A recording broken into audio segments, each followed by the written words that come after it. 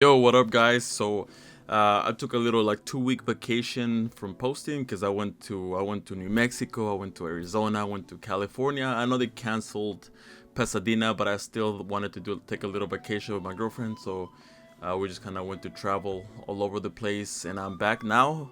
And Master Duel came out like actually like a day before I got back to Texas, so I couldn't really play it for like a whole day. But everybody kept telling me like, "Hey Yara, you really gotta hop on Master Duel because it's pretty crazy." So as soon as I got back, I started grinding, and right now I'm actually Plat 4 or Plat 3, I believe, one of those two. So I've grinded pretty far, honestly, like with the little amount of time that I've been playing it. So, and you guys know me, I'm the virtual world master, and that's why I have for you guys the deck profile that I've been grinding with. This virtual world deck profile right here. So this is I'm gonna explain to you guys why I decided to go with this choices. And I built about like 3 decks. I put in like close to $100 on on cards so far. So and I'm gonna explain to you guys. I'm gonna make some other deck profiles later on, so you guys may want to stay tuned for that. And also, after the deck profile, I'm gonna show you guys a replay of a Phantom Knight versus Virtual World deck duel that I had right before this video, actually. So just stay tuned if you want to see a Virtual World versus Phantom Knight duel. So yeah, let's get started. So I decided to go with this hand trap lineup. I'm running 2 draws, mainly because it stops almost every single meta deck. Right now, we have Dragon Link, we have Virtual World, we have Sky Strikers running like 3 upstarts, the 2 engages. I mean, it stops most of the meta decks that are in Master Duel. So I thought, you know, who's better at stopping, who's the best at stopping decks that like to add a lot of cards from the main deck to their hand? That's Droll, right? So, and it stops Maxi as well, so you can even activate it on your own turn to stop Maxi. So yeah, Droll is literally one of the best hand traps in the game, and the fact that it's an SR, it's even better. So that means that you don't have an excuse not to have Droll either. I was gonna say on the side deck, but not to have Droll on your main deck, right? So yeah, so and then we have Maxi. I was having the problem that especially in virtual world, you really don't want to see like multiple hand traps. So I decided to go with the 2-2-2-2-2 lineup instead of going with 3 of any of the hand traps. So, and I've been liking it so far. I don't want to open multiples almost never, especially with stuff like Maxi, which like the level is a bit weird. Like if you look at the level, is level 2, so you can't even like overlay. You can't even like overlay for a rank 3, or you can even like synchro with it. So I mean, if this was like a level 3, then I would probably consider running 3, but it's not. So then we're running the 2 Ash for the same reason. I don't want to open multiples. 2 Neons. I don't want to run 3 of these because it's a brick. But it's you since I'm running Pot of Desires, I don't want to banish multiples of them, so that's why I'm running 2. If I was running Prosperity instead of Desires, I may consider running just 1 of them, but I think 2 is just the sweet spot with Pot of Desires. So then we're running 3 Lulu, which is the best card in the deck. There's no explanation to that.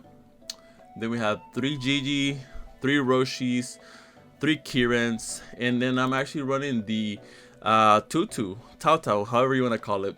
And I know this is like a little like a contentious pick in the on virtual world decks, but I like it especially now because I always want to have a virtual world monster in my hand so that I can quickly climb up to calamities. Because spoiler alert, I am running calamities. It's a literal auto win. I think out of all the games that I've played, which has been like dozens of games, I think I've only lost like 1 game where VFD went off, and it was because I was playing against like Eldritch or something like that. So yeah, I mean, we're talking about like this card is insane. I wouldn't be surprised if like on the next update of the Master Duel ban list it gets like banned. So I know we're running on the OCG ban list, but I wouldn't be surprised if it gets banned. But that's why I'm running Tao. I wouldn't run multiples of this. 1 is just good enough. Then I'm running the 2 upstarts. Would I consider running a 3rd one? Maybe. But it's up to you. It's your own preference, you know. So then we're running the 2 desires. I know people say that you should run 3 of it, but I always have the issue where I open multiple para desires. So it's a good card, don't get me wrong, but since we're running upstart, we're not super dependent on those draws from para desires. Then we're playing the triple Kowloon. Card's amazing. Kowloon plus Lulu equals full combo. Whatever board you want to put, whatever virtual world board you want to put, you can do it with just Kowloon Lulu. I made multiple videos on Kowloon Lulu starts where you can end up on some crazy stuff. So if you're barely getting into the game, you may want to check out some of my old videos of Lulu combo videos. I mean virtual world combo videos. I even made like an hour-long guide on virtual world. So, and at the end of that guide, I also made like a combo that you can do with Lulu Kowloon. So then we're playing triple Qinglong, self-explanatory, double emergency teleport, self-explanatory. Sometimes you need those extenders, especially since you are so like you're pseudo normal summon reliant. Like you always need something to target, right? And if you don't have something like a Kowloon or a Qinglong, then you want to have a monster that you're able to target with your other virtual world monsters, right? Then we're playing Forbidden Chalice. This card is very good going second. It's won me multiple games, honestly. So a lot of people like to shotgun their VFD, and they don't have like a Chuchi live, so you're able to stop VFD. Stops a lot of cards. It's very useful, very useful. It's very good against the Butler, the Prankets Butler, because you can just chain to it. So the Kenneth playing double Imperm, self-explanatory is very good. Double Chuchi and one I can't remember this one right here. The Xuanhu. There you go, Xuanhu. I wouldn't play any more than 2 Chuchis. I think 2 is the correct amount. 1, you never want to play 1 because sometimes you want to activate the effect in grave and the effect on the field on the same turn. So the only way you can do that is if you have 2. So, and then you can always recycle it. So, and then the one Xuanhu. So yeah, 40 cards on the main deck, and then I'm gonna go with the extra deck, which you may be surprised with my choices. I decided to opt out of some stuff that you'll see right now. We're playing the 1 Stardust Charge Warrior, the Coral Dragon. I mean, these cards are almost honorary virtual world monsters, right? Since they're almost in every single virtual world deck. So you need those. Then you need the 1 Juju. This is good versus back row decks because it cannot be destroyed, and it just it sends without destroying, so it's pretty good. Then we're playing the Cloud Castle and the Croco and the Shenshin as our Synchro 9 targets. The main goal of this deck is to make VFD, because VFD is way better than any board that Virtual World was able to put pre-VFD, so, or post-VFD ban in the TCG. So just remember, your goal is to make VFD, like that Rick and Morty episode where he's like, what is my goal? He's like, you pass butter. You play in Virtual World, your goal is to pass the butter, aka summon VFD, right? So the whole strategy has changed. I don't want to put up the same inboard. That's why you're noticing right now I'm not running Zolkin, I'm not running Crystal Wing, because I've seen a lot of players go into the board like Zolkin, Crystal Wing, and they at the end of that, they don't have enough resources to go into VFD, and they forget their original purpose. Their original purpose is to make VFD. VFD Chuchi is FTK, so that is your goal. You don't want to run out of resources before you're able to put that. So you may be asking yourself, now how do you play against Nibiru, right? Because Nibiru is like a weakness of the VFD combo. Well, that's why we're running the Gossip Shadow, which takes less resources to make than the Crystal Wing Sulkin. So yeah, Gossip Shadow is gonna be our go-to way to be able to stop Nibiru, so just keep that in mind. And then we're also playing Totem Bird. This one's better.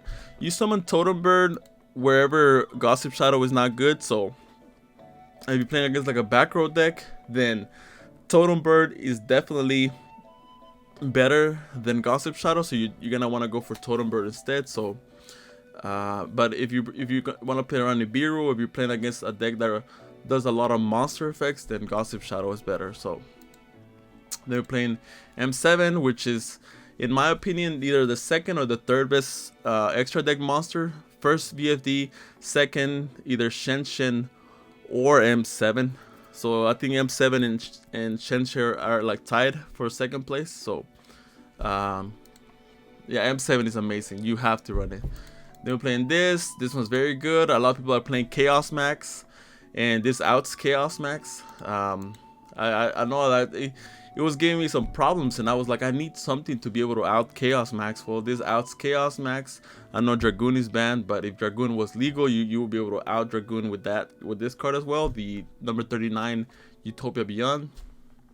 And then we're playing the Fan. Pretty good versus Sky Striker. You banish their Link and you banish Ray, and that's GG for them, unless they have like multiple Rays, but in the graveyard. So, but this was very good.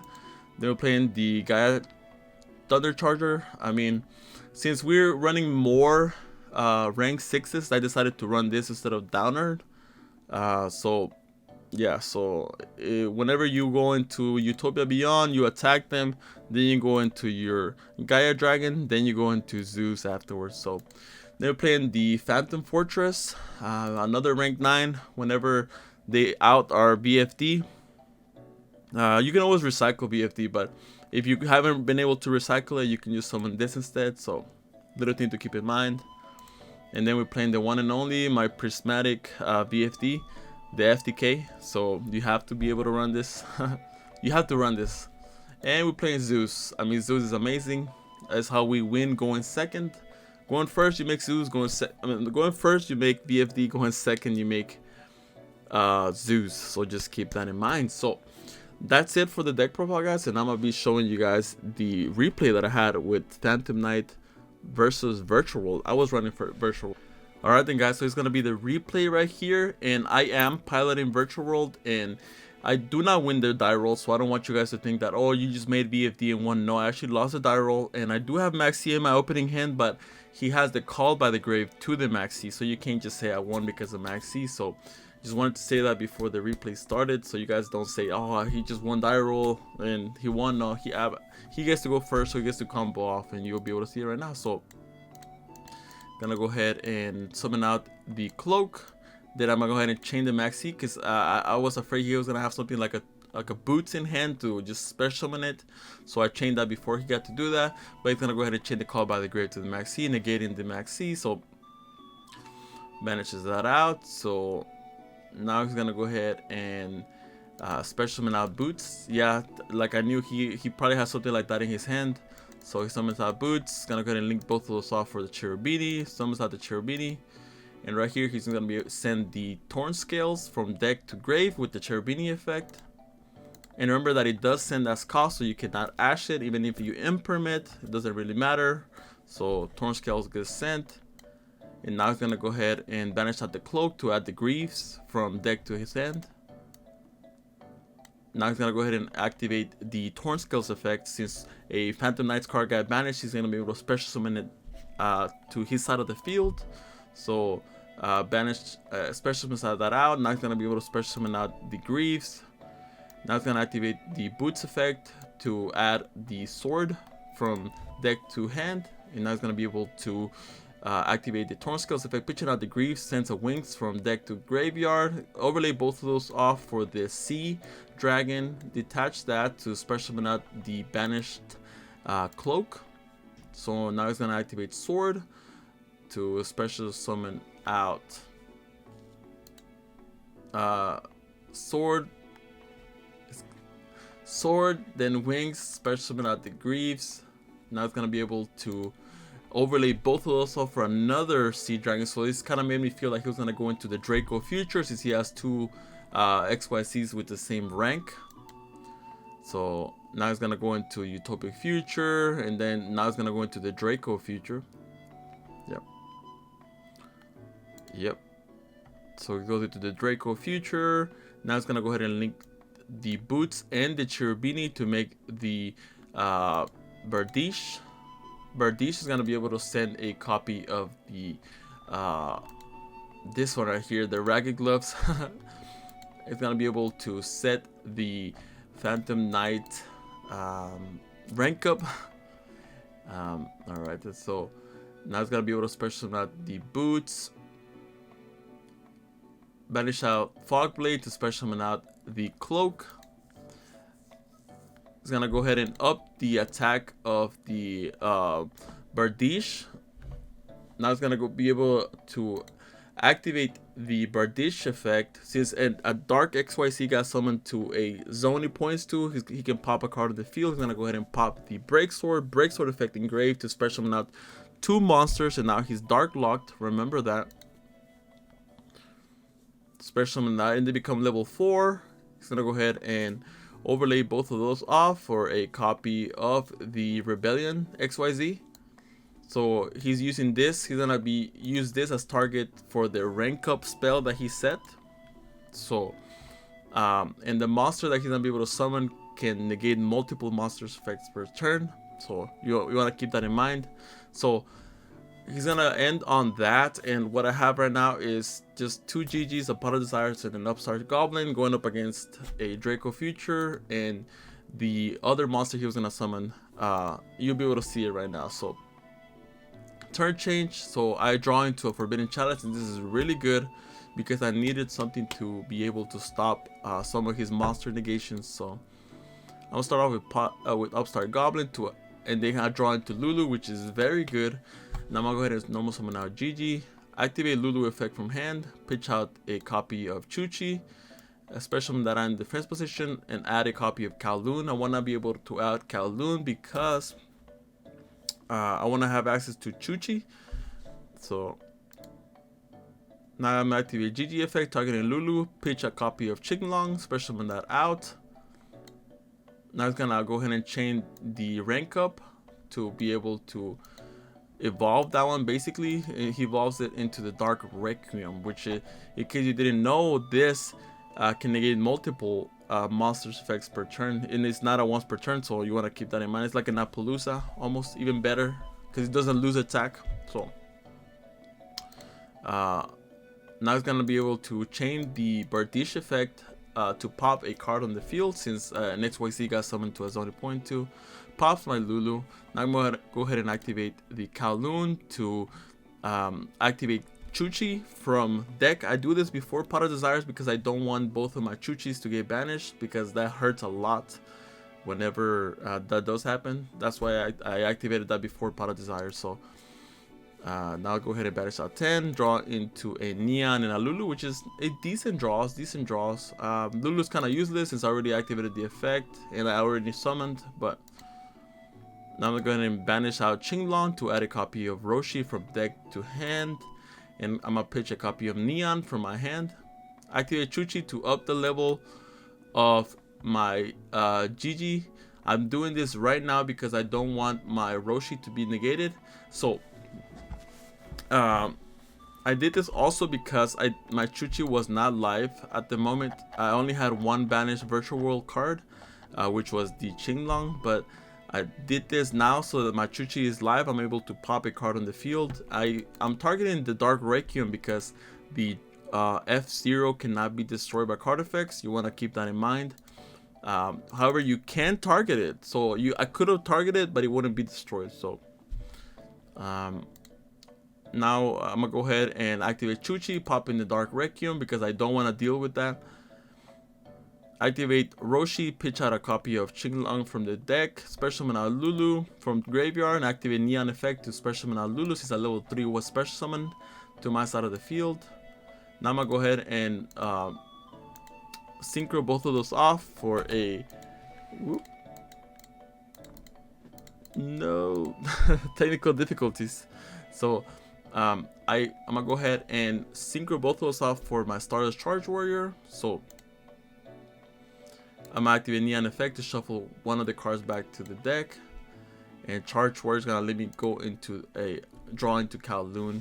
So I'm gonna go ahead and overlay both of those off for the Utopia Beyond. He's gonna attempt to negate my Utopia Beyond to make its attack 0, but I'm gonna go ahead and change Chalice so that my Utopia Beyond will not be negated. So yeah.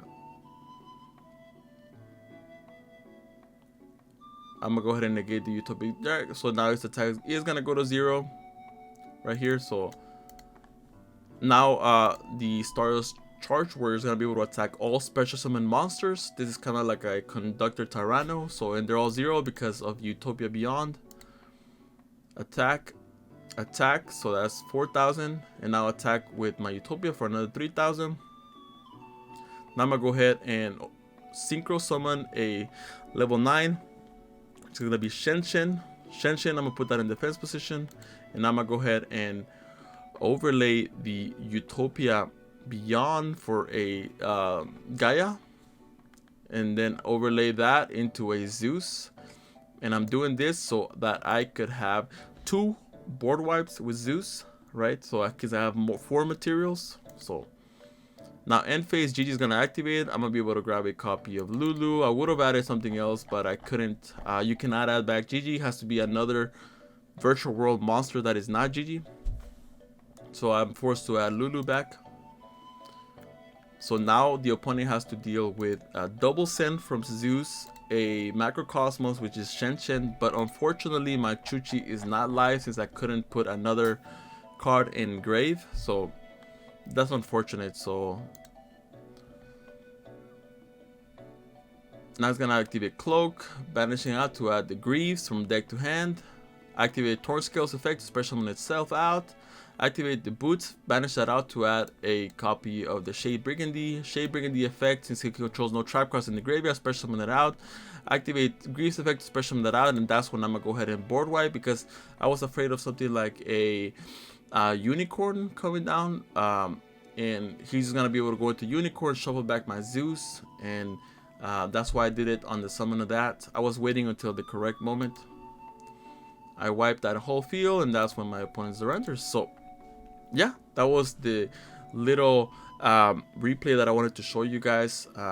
Remember that this deck can outgrind any other deck. Doesn't matter if they're banished face down and if they're banished face up, you can recur it. Doesn't matter if you have only 1 BFD, you can always recur that 1 BFD. You can recur pretty much any resource you need as long as you know how to properly manage your monsters in your play. So yeah, I just wanted to showcase that replay and that deck profile. Hope you guys enjoy. Don't forget to hit that like and subscribe button, but I will catch you guys on the next video. Take care.